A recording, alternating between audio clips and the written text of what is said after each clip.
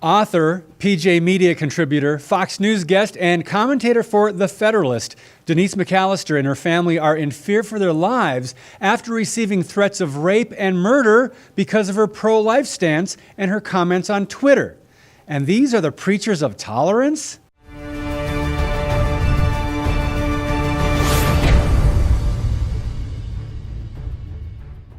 McAllister said she and her family are now under police protection, and she's now taking a break from social media.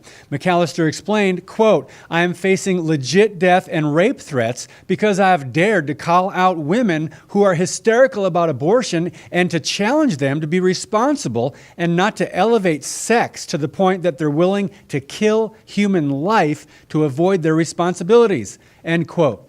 Messages about sexual purity, responsibility, or abstinence are just not what liberals want to hear these days. So the godless can shout their abortion, they can push sexual experimentation and promiscuity all day long. So why the irrational hatred of pro-life opposition? Because modern child sacrifice, also known as abortion, has become a sacrament to the Democrat Party and a dividing line in America, sadly. And you better not threaten the billion-dollar cash cow of big abortion business or talk about defunding Planned Parenthood. Radical feminist Gloria Steinem recently claimed this issue is, quote, "the basis of democracy, that you control your own body," end quote, referring to the Supreme Court Roe v. Wade decision in 1973, of course. Now, she's right about the importance of controlling one's own body, but isn't it interesting few people make the connection that abortion is actually about controlling another person's body and snuffing out his or her life in the womb?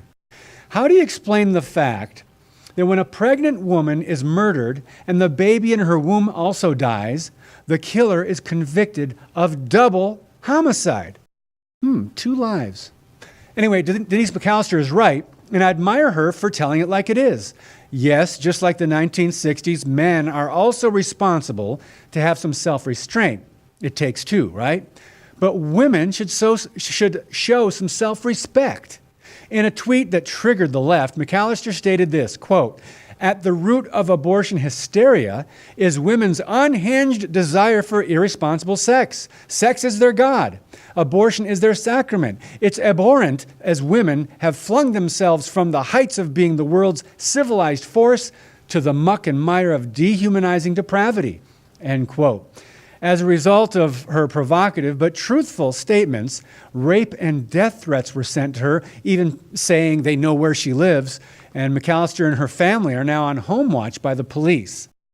And when it comes to recent women's movements, they've shown their true colors to the point of often excluding Christian and conservative women who are pro-life. There's a glaring double standard in many cases as to how women are treated. The intolerance affects free speech on college campuses as well. One quick example. Students for Life has documented over 50 incidents of vandalism so far against its pro-life student groups in more than 20 states. They even have an interactive map displaying places where vandalism took place by abortion activists. Threats and acts of violence are disturbing enough. They should be renounced and taken seriously. But the hypocrisy and double standards must also be called out. I'm David Fiorazo. God bless you, and keep speaking the truth about things that matter.